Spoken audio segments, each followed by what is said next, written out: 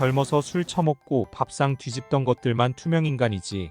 어려서부터 화목하게 잘 지낸 우리네 아버지들은 손자, 손녀랑 같이 저녁 먹고 행복하게 사시는 중입니다. 누군가의 글이었는지 아니면 댓글이었는지 이제는 기억도 나지 않는다. 다만 그날 밤 내 머릿속을 떠나지 않던 그 문장만은 또렷이 남아있다. 투명인간. 우리 아버지는 투명인간이었다. 적어도 나에게는. 어린 시절 아버지의 존재는 늘 희미하고 불확실했다. 퇴근 시간이 지나면 현관문이 열릴 때마다 온몸이 긴장되었다. 술 냄새를 풍기며 비틀거리며 들어오는 아버지의 모습은 마치 괴물 같았다. 넥타이를 풀어헤치고 와이셔츠 단추를 몇 개 풀어젖힌 채 풀린 눈으로 식탁에 앉은 아버지는 젓가락질 한번 제대로 하지 못하고 반찬을 던지기 일쑤였다. 이게 밥이야 뭐야? 당신은 도대체 뭘 하는 거야? 아버지의 고함 소리에 어머니는 늘 죄인처럼 고개를 숙였다. 나는 그런 어머니를 보며 주먹을 꽉 쥐었다. 하지만 어린 나이에 할 수 있는 일은 아무것도 없었다. 아버지의 분노는 늘 예측 불가능했다. 어떤 날은 밥상을 뒤엎고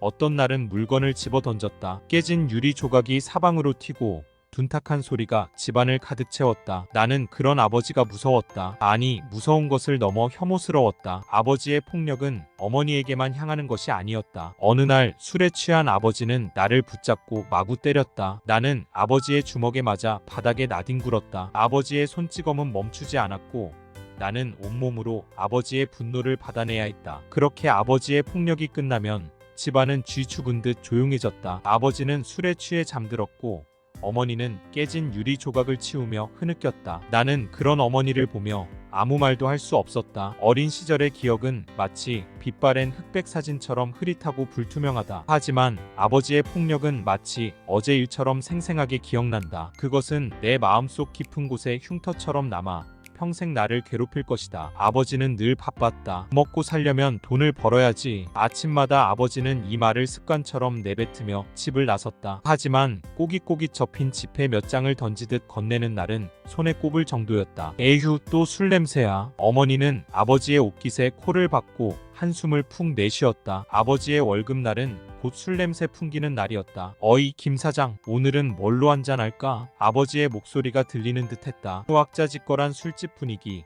젓가락 장단에 맞춰 젓가락을 두드리는 아버지의 모습이 눈앞에 선했다. 사장님, 여기 막걸리 한 주전자 더. 아버지는 술에 취해 흥청망청 돈을 썼다. 섰다 한 판 어때? 술자리가 파하면 아버지는 어김없이 도박판으로 향했다. 아이고, 이번 달도 꽝이네. 새벽녘 터덜터덜 집으로 돌아온 아버지는 빈털터리가 되어 있었다. 여보, 생활비가 떨어졌어. 아버지는 늘 어머니에게 손을 벌렸다. 어머니는 힘겹게 돈을 마련했지만 그 돈은 곧 아버지의 손에서 사라졌다. 그렇게 우리 가족은 늘 빚에 허덕였다. 어머니는 아버지의 술주정과 폭력을 묵묵히 견뎌냈다. 여보, 미안해. 내가 잘못했어. 아버지의 술주정이 끝나면 어머니는 늘 아버지의 뺨에 흐르는 눈물을 닦아주며 말했다. 하지만 아버지의 사과는 진심이 아니었다. 다음 날 아침이면 언제 그랬냐는 듯 다시 술을 마시고 행패를 부렸다. 아버지의 무책임한 행동은 끝이 없었다. 엄마, 오늘은 뭐 먹어? 응. 오늘은 밥 대신 죽을 끓였어. 어머니는 늘 빚에 시달렸다. 아버지가 벌어온 돈은 술값과 도박으로 사라졌고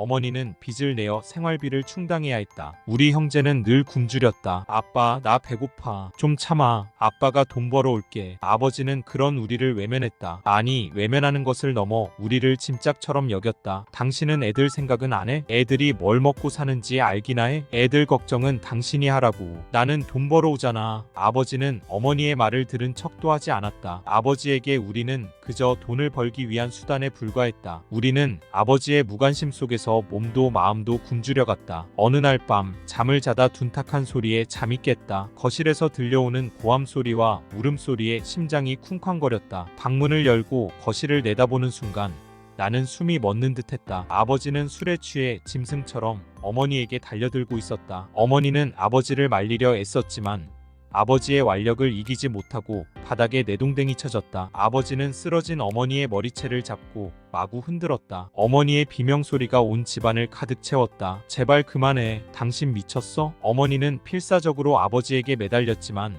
아버지는 멈추지 않았다. 아버지의 주먹이 어머니의 얼굴을 강타할 때마다 둔탁한 소리가 났다. 어머니의 얼굴은 금세 피투성이가 되었고 옷은 갈기갈기 찢어졌다. 나는 그 모습을 보며 온몸이 떨렸다. 엄마, 나는 비명을 지르며 거실로 뛰쳐나갔다. 하지만 아버지는 나를 밀쳐내고 다시 어머니에게 달려들었다. 나는 아버지의 다리를 붙잡고 늘어졌지만 아버지는 나를 발로 차버렸다. 나는 바닥에 쓰러져 울부짖었다. 제발 엄마를 때리지 마. 내 울부짖음에도 아버지는 멈추지 않았다. 나는 아버지의 폭력을 막을 수 없다는 무력감에 휩싸였다. 그 순간 나는 아버지에 대한 증오심으로 가득 찼다. 아니, 증오라는 말로는 부족했다. 나는 아버지를 경멸했다. 그날 밤 나는 아버지의 폭력을 목격하며 인간에 대한 믿음을 잃었다. 세상은 잔혹하고 불공평하며 약자는 늘 힘있는 자에게 짓밟힌다는 사실을 뼈저리게 느꼈다. 나는 아버지처럼 되지 않겠다고 다짐했다. 아니, 아버지처럼 되는 것은 상상조차 할 수 없었다. 나는 아버지를 극복하고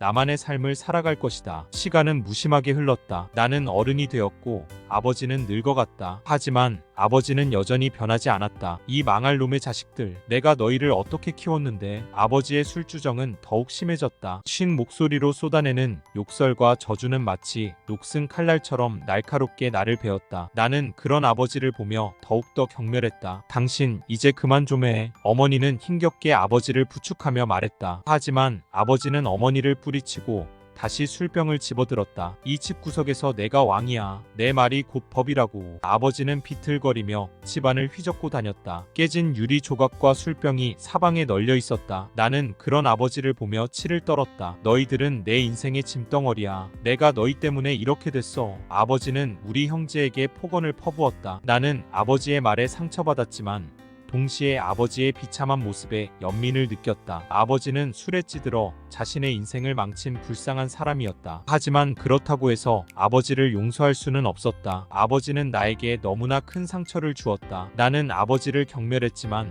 동시에 아버지에게서 벗어날 수 없었다. 아버지는 내 삶의 일부였고 나는 아버지의 그림자 속에서 살아가야 했다. 하지만 나는 아버지처럼 되지 않겠다고 다짐했다. 나는 아버지의 삶을 반면교사 삼아 나만의 삶을 개척해 나갈 것이다. 어느 날 아버지는 쓰러졌다. 병원에 입원한 아버지는 며칠 만에 세상을 떠났다. 나는 아버지의 죽음 앞에서 아무런 감정도 느끼지 못했다. 슬픔도 분노도 후회도 없었다. 그저 허무함만이 나를 감쌌다. 아버지의 장례식은 조촐하게 치러졌다. 찾아오는 사람도 거의 없었다. 나는 아버지의 영정 사진을 보며 생각했다. 아버지는 과연 행복했을까? 아니, 아버지는 과연 살아있었을까? 아버지는 나에게 아무것도 남겨주지 않았다. 물질적인 것은 물론이고 정신적인 것도. 아버지는 그저 나에게 상처와 고통만을 안겨주고 떠났다. 나는 아버지를 용서할 수 없었다.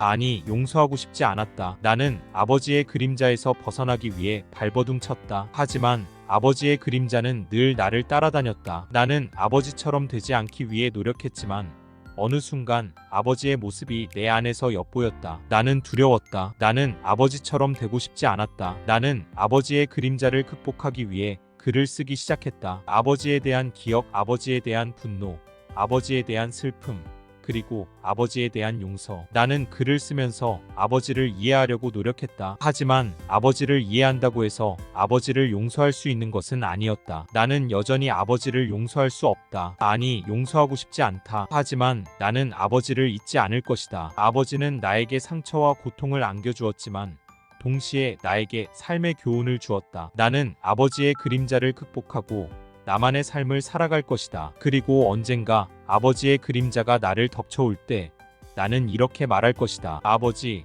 나는 당신을 용서할 수 없지만 당신을 잊지 않을 것입니다. 오늘도 영상을 끝까지 시청해 주셔서 정말 감사합니다. 오늘 영상이 유익하고 여러분이 인생 후반전에 도움이 되셨다면 구독, 좋아요, 알림 설정 부탁드리고 댓글에 시청 시간이 아깝이 않았어요 라고 남겨주시면 인생 후반전은 편안하게 살 것입니다. 안 남기면 계속 개고생함. 오늘 영상을 최신형 맥북으로 제작했습니다.